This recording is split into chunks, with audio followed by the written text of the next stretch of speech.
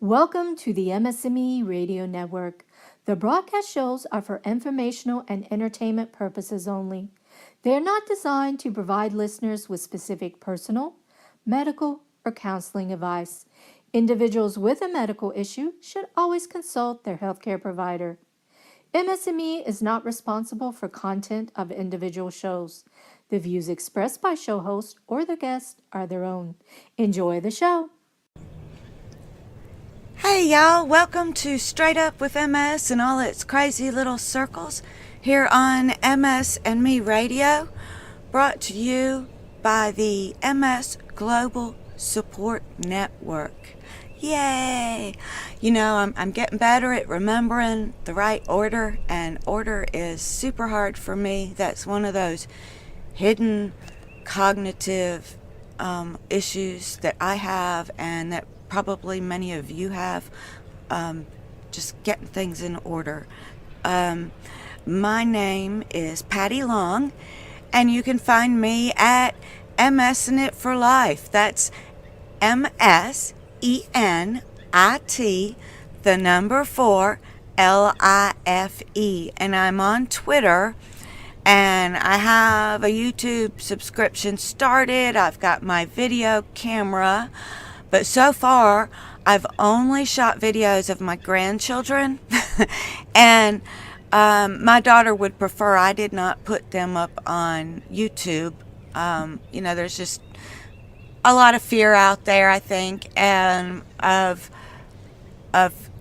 putting your children out there for the world to see, and of bad people deciding that they want to take your child.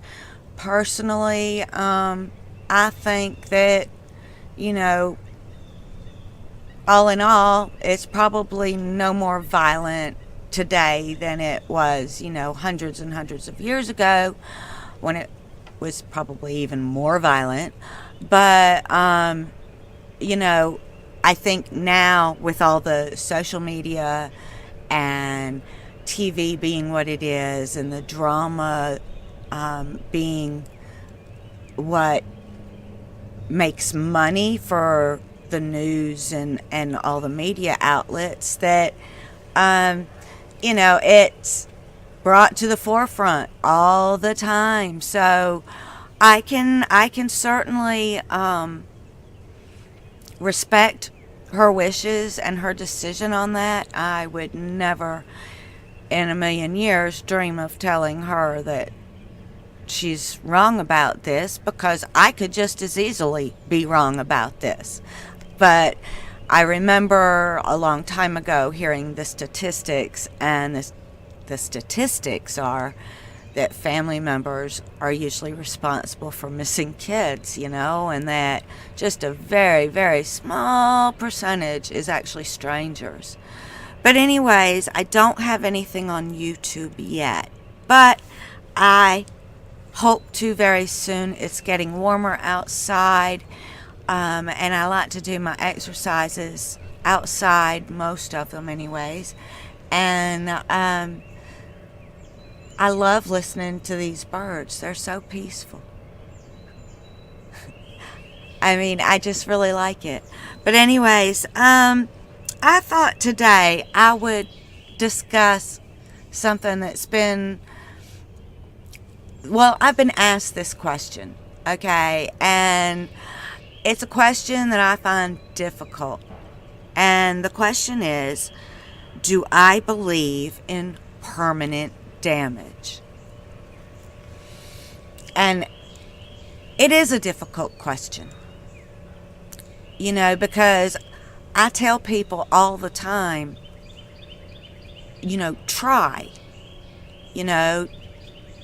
go find physical therapist that is going to work with you and doesn't mind having a semi-permanent client, because most places want you in and out in one session and that's all it takes. Well, if you are not walking, if you are not able to use your arms, if you can't think straight at all, then it's going to take way more than 6 to 8 weeks. It took me 2.5 years. So 2 years of intensive physical therapy and a half a year after that on my own before I really got to being in decent shape with my legs and with my arms. I'm still not able to lift, guys. I can't pick things up over my head, but I can use my arms down lower. So, do I believe in permanent damage? And then I also think about my cognitive skills and the fact that I couldn't think straight.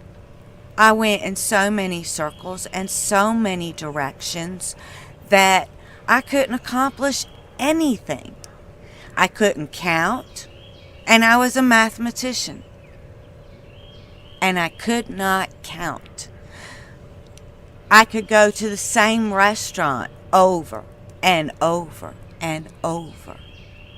And every time I went, I'd be like, cool, a new place. What do they serve here? Now, finally, I learned not to say such things, because if I did say such things, I got jumped on. And I heard all that ignorant crap that we hear, about how we're faking it, or how I'm trying to think of ones that I can say on the radio, and it's very difficult for me to remember these things exactly. And I still don't remember things exactly.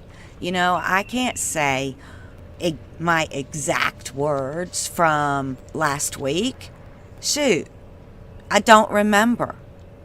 But I know the gist of what I said, maybe, but I don't remember the exact words.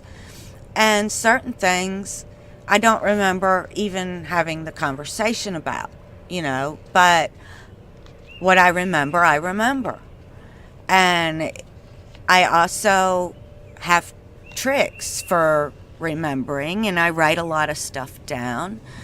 And I carry a pocket memory a lot of times, and that helps. And so, with the memory part of it, and I'm getting better with this. I play my games and stuff. And my thinking capacity lasts only so long, because it's like anything else, it tires out. So, do I believe in permanent damage? And then I can see on the MRIs. I can see it. I can see the big black hole where my brain should be. I can see it. I can see the blackness growing around the edges of things that it shouldn't be growing around. You start out, you have a little thin black line, and that little thin black line has gotten pretty big. So, I can see it. And we haven't done one of my spine in ages. But my spine was damaged as well. But for now, we're not doing them of my spine because I seem to be very stable there. And there is no activity in my brain. And my brain was, a lot worse as far as the number of lesions and the size of lesions than my spine was.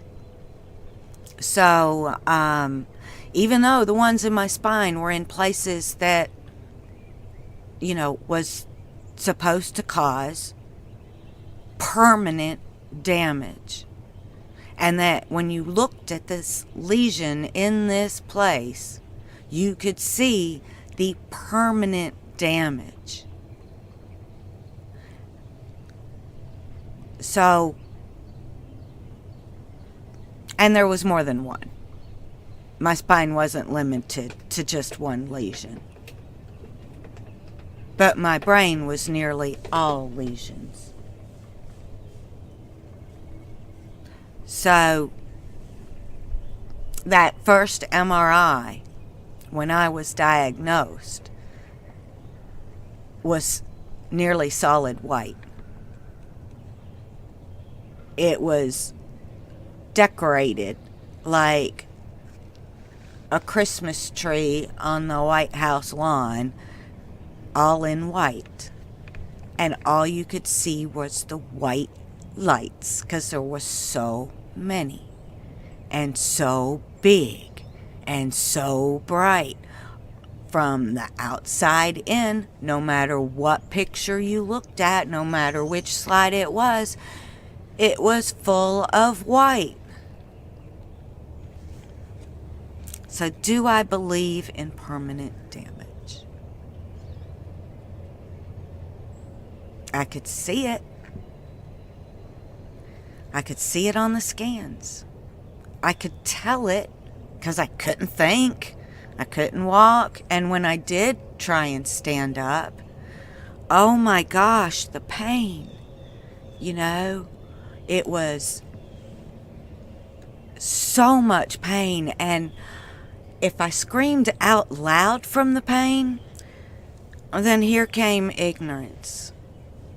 And I got yelled at because I was in pain and they couldn't see my pain. They just heard me screaming. So I was faking. I was milking it. I was just pretending somehow. But it felt as if my thighs, not my thighs, my shin bones were bowing outwards and breaking. It felt like they were going to just split in two. But if I looked down, I could see they weren't.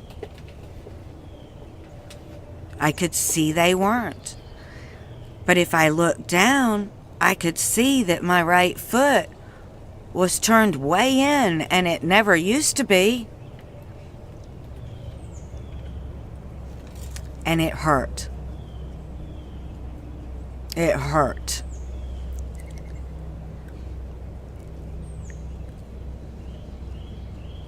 But I could stand there for a minute. Or a second. Or however long it was. It felt like minutes. It felt longer than minutes. But I could do it. And I could take that one step and slide down the wall. And I did a lot of crawling back then. Because it hurt to stand.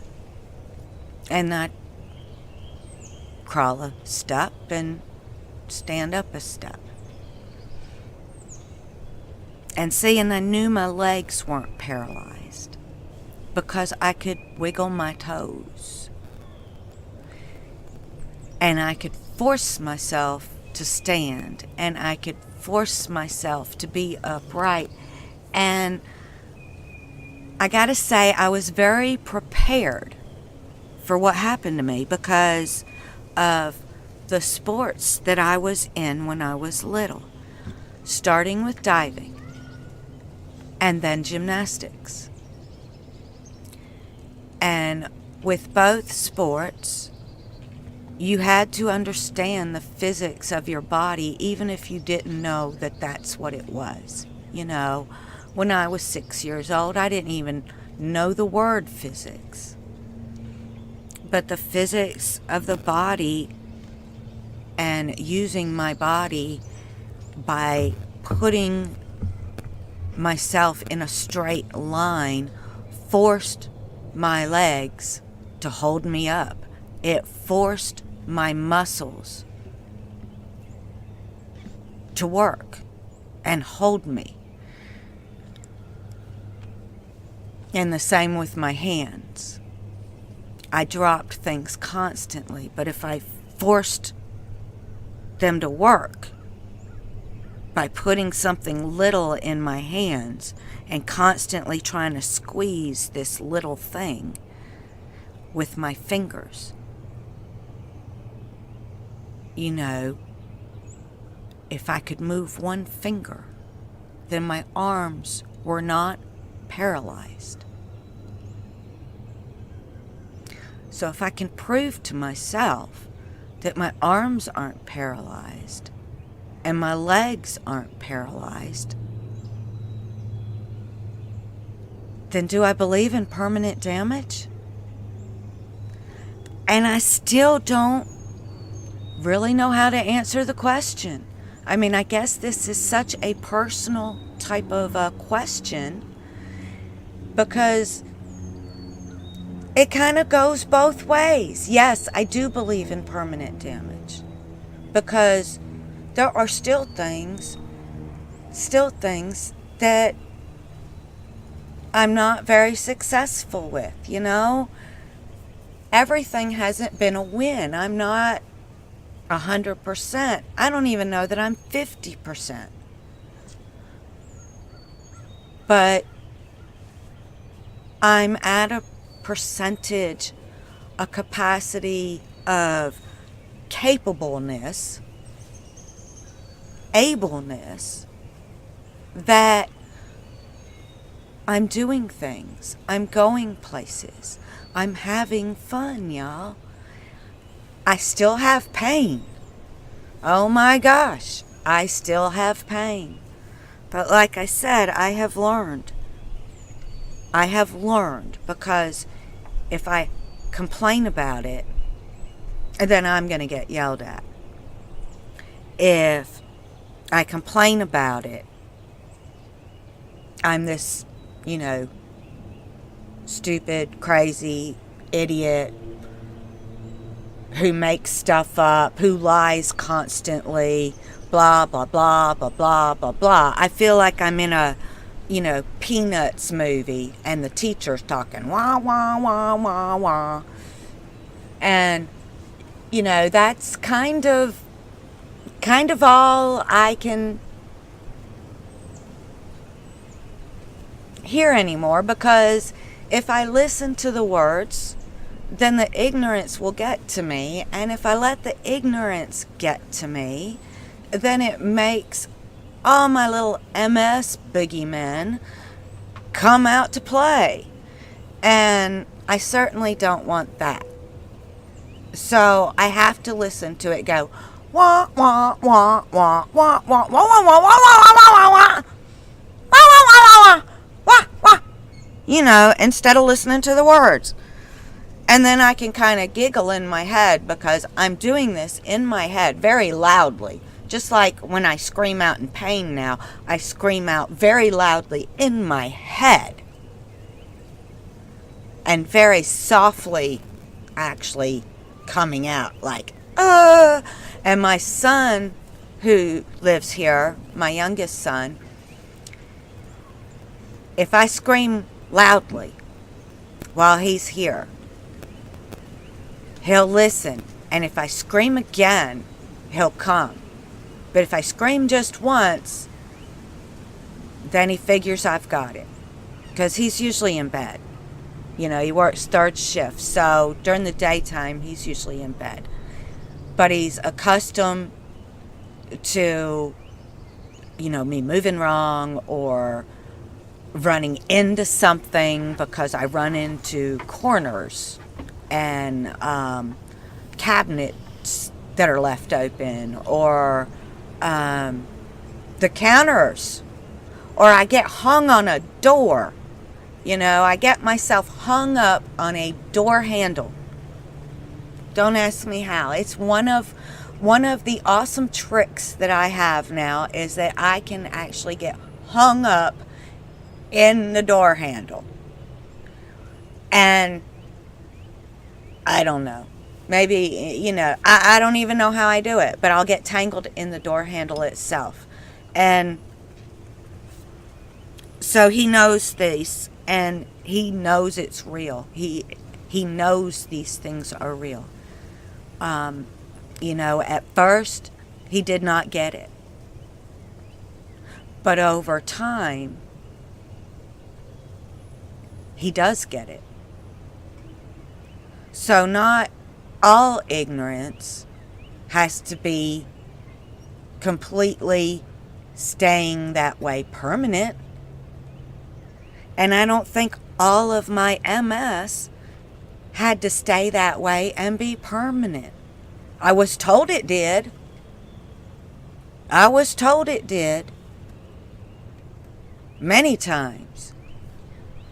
And I was told just to accept it finally. Well, I did accept the fact that I had MS. I did not accept the fact that there was nothing I could do about it. So, I don't believe I was ever in denial of having this disease. I was never in denial about having a brain tumor, a meningioma. I would forget about it. I never even thought to mention it.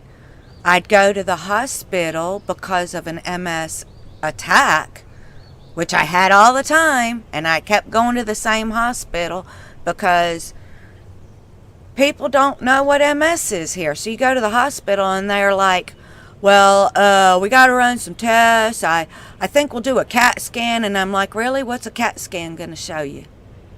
Well, isn't that what they do for MS? They give you a CAT scan? And I'm like, nope. It's an MRI, but we don't have time for that. You know, this is a relapse.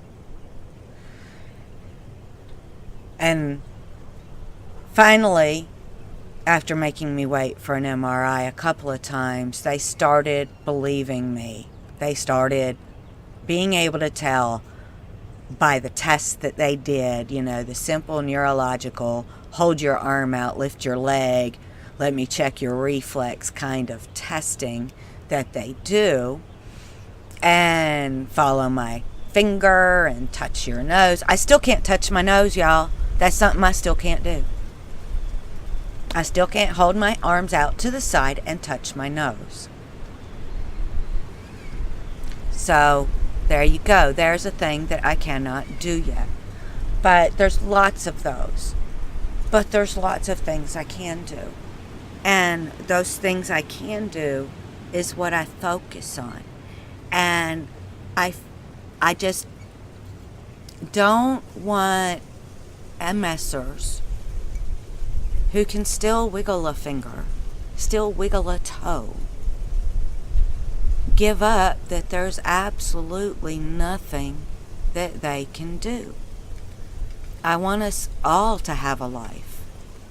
You know, I want us all to be able to love and laugh and smile every day and make plans. You know, I mean, I don't even remember my grandson being born.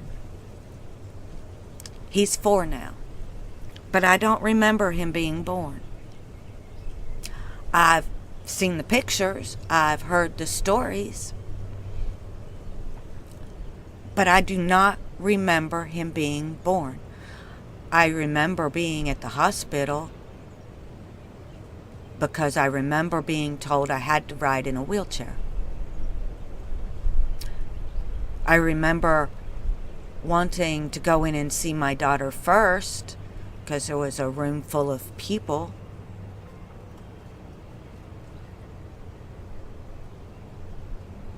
But I look at the pictures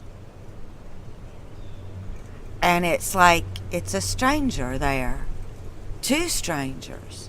I don't even recognize my grandson as being my grandson.